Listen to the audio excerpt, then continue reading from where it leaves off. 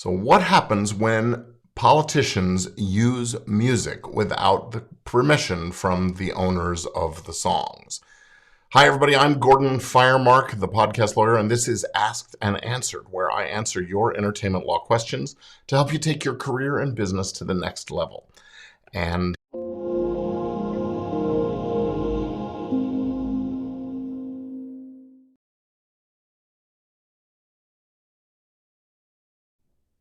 so one of my newsletter subscribers wrote to me with this question. He says, I just read about a songwriter planning to sue former President Trump for using his song in the recent presidential run announcement.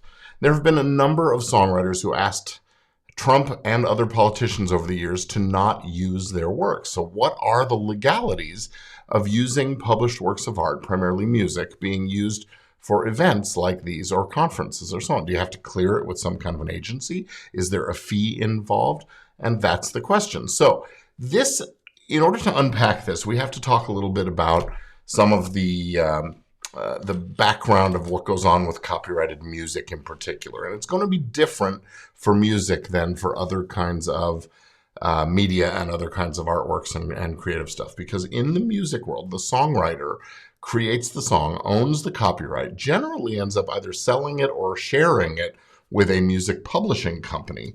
And they then are in the business of licensing songs out to various uses. And one of the things that they do is they make deals with companies like ASCAP and or BMI or CSAC or here in the US it's GMR.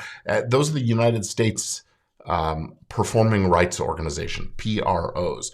And what they do is they handle licensing for all of the performance rights, the small performing, the right to perform it on stage like that at a coffee house or in a restaurant or a nightclub or on some certain kinds of in theaters and things like that. And so that licensing is usually done on a blanket basis. So if the songwriter is a member of one of these performing rights organizations and the publisher is also a member, and someone wants to use any music from that PRO's entire catalog, they call it the repertoire, the user, as long as they pay the license fee to the organization, they are free to use anything in the catalog. And those license fees are handled on a blanket basis. And it's usually paid by the venue or sometimes by the producer of the event. In this case, it would be the Trump organization's, the political campaign, I should say.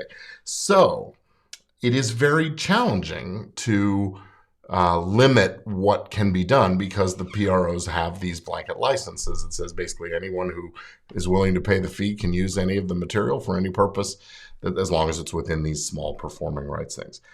Now, the thing about this is that it only covers this in-person event scenario, the live event, the radio and a little bit of radio and television. When the live event is carried on television, for example, it covers the royalties payable for that. And the television stations and radio stations also pay these license fees. That's how radio stations play music all day long, because they pay these license fees to these organizations, and then they keep logs of what's used so that the organizations sort of know what's getting the most airplay, who gets paid, and those kinds of things. So it doesn't give the right, though, to incorporate the song into, for example, an ad or an entertainment television show or something like that. You need separate licensing when you're incorporating it into something that isn't just a live event. But the problem is it is really hard to limit that catalog. And ASCAP and BMI and CSAC and GMR, they have basically sort of had to say, hey, we aren't in the business of administering it on a one-off basis. They don't have the mechanisms to manage that based on who the individual user is each time. That would mean they'd have to charge a lot more. They would have to take more out of the songwriter's revenue share and all those kinds of things. Now, this is a very quick summary, of course, but what it means in the political world and what we've seen in the past when campaigns or candidates have used a piece of music for their walk-on music or whatever at their rallies and things like that, is songwriters get upset and they threaten and they rattle sabers. And for the most part, they have not succeeded in their lawsuits, their litigation. Now, what they have managed to do is basically get a promise going forward that the campaign won't use that material anymore. But it's a little bit of a game that they have to play. So unfortunately, because they have licenses under these ASCAP and BMI and CSAC and GMR licensing schemes, the campaign is technically not doing anything wrong. Now, some artists have actually pulled their catalogs out of those PROs because of this kind of thing, and then they have to administer those licenses themselves. And that means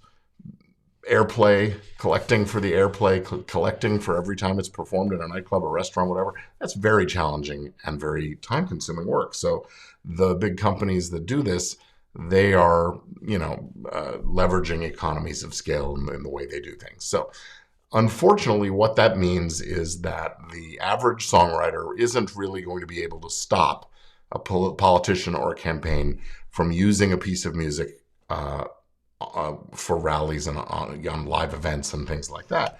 Although my understanding is most of the time, if they ask or send a demand, a notification, hey, I'm not giving you permission to use that piece of music, then the campaigns usually stop. They cease and desist. So that's sort of it, though. There really isn't a legal remedy to speak of, and that's it. So this has been Asked and Answered. I'm Gordon Firemark, and if you have a question that you would like to ask for this, you can send it over to us at firemark.com/questions, and I will try to get to it soon.